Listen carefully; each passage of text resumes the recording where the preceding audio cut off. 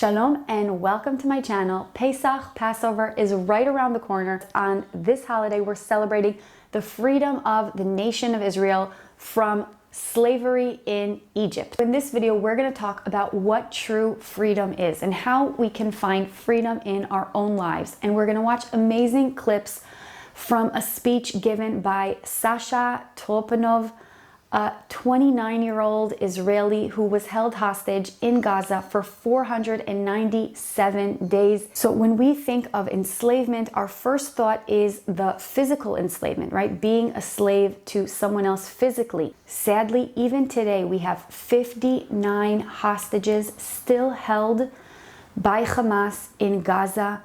24 of them are considered to still be alive, and these people's physical freedom was taken away from them when they were taken from their homes, taken from a party, and they can't lead their regular lives, they can't be with their family, they are kept in horrible conditions, fearing their own lives. Yet there are those that even when they're physically captive, they still can remain spiritually free. Before 7 October, I didn't believe in God at all. I didn't believe, and I was raised in a community that is an atheist. God has no place in my life at all. During the time I was held in Gaza, and the tough things I went through, step by step, I got the place to think, to reflect about my life, what I've been through, what I've done before 7 October and the event itself, and what I'm doing now at this time, at this place I'm in Gaza. And I start reflecting on my life and thinking about what it's life itself. Is God real or not?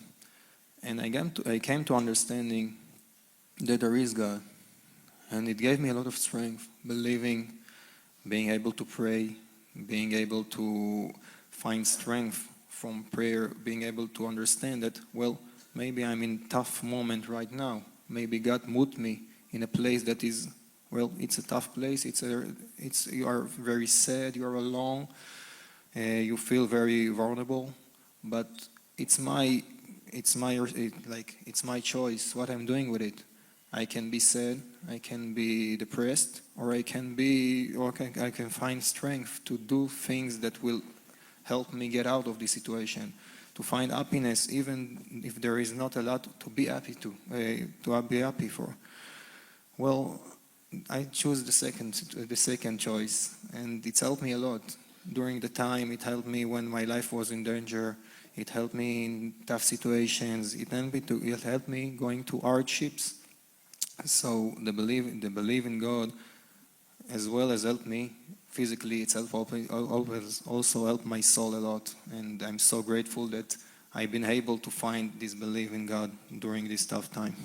So what about us, right? Thank God we're at home, we have food, we have our freedom to live what we like. Are we free? The truth is, even though we live in the freest countries, we may not be completely free, right? Maybe I'm enslaved to what other people think of me, others' opinions of me. Maybe I'm enslaved to my own desires, right? I have to do something, I have to have that chocolate, or I have a friend that recently had this shopping addiction.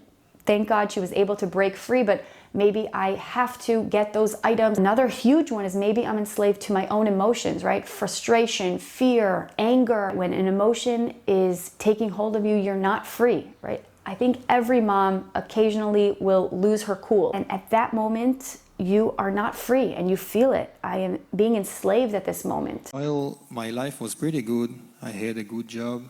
I had a good salary. I had a great girlfriend. I had everything I ever wanted in my life. I didn't feel happy at all. And I asked myself, why? Why couldn't I find happiness with all the things that I thought that are going to contribute to it? I made a checklist and I check it all, and I'm not happy. Why? And while thinking and reflecting on my life, I understood that I didn't really appreciate the present that I'm in. I understood that I always thought ahead. I was living an hour ahead, a year ahead. I was planning ahead and didn't focus and did the right and good things in the present, which I have control of. And on Sabbath October, I understood that, well, while I thought that I have control of my life and I can plan the steps ahead, I understood that, well, it's not a given thing.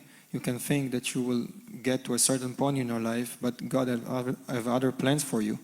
It's not a given thing. The only thing you can control is the present, what you're doing in this right moment.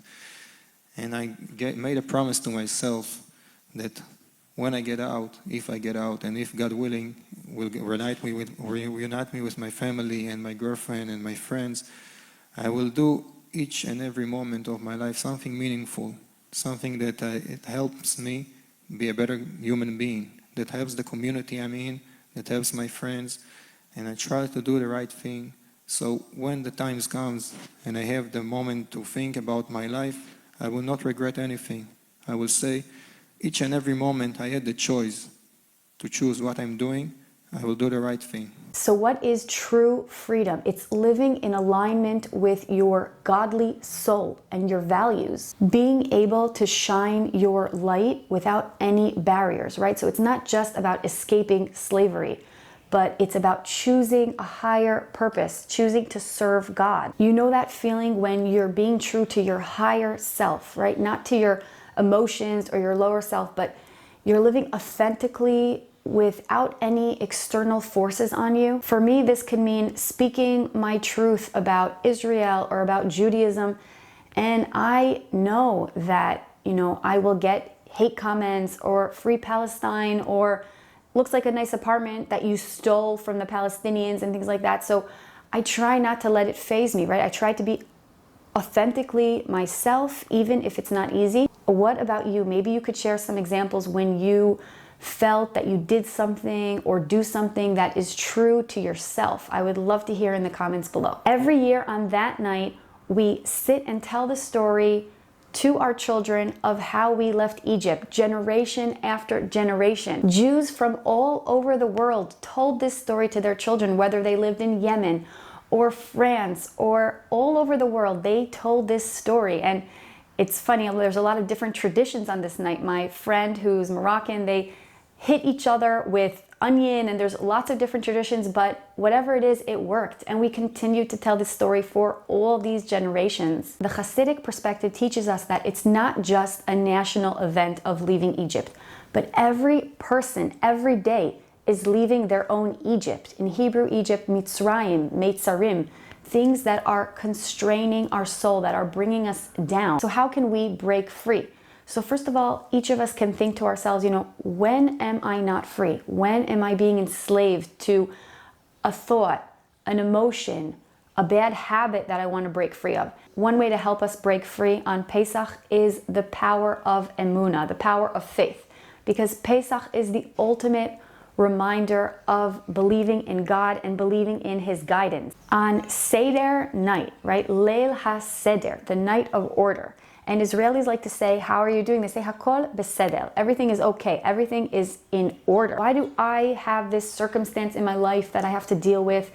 If it's personal, finance, or health, or something that I'm going through, I don't understand, but I know that there is a plan, and there's no mistake, right? There's an exact reason in Hashem's order that I'm going through what I'm going through. And just knowing that is helping me break free, is helping me lead me to redemption, knowing that there is an order, even if I don't understand it. So thank you so much for being here. Hope you enjoyed this video. Wishing you and your loved ones a happy, liberating Pesach.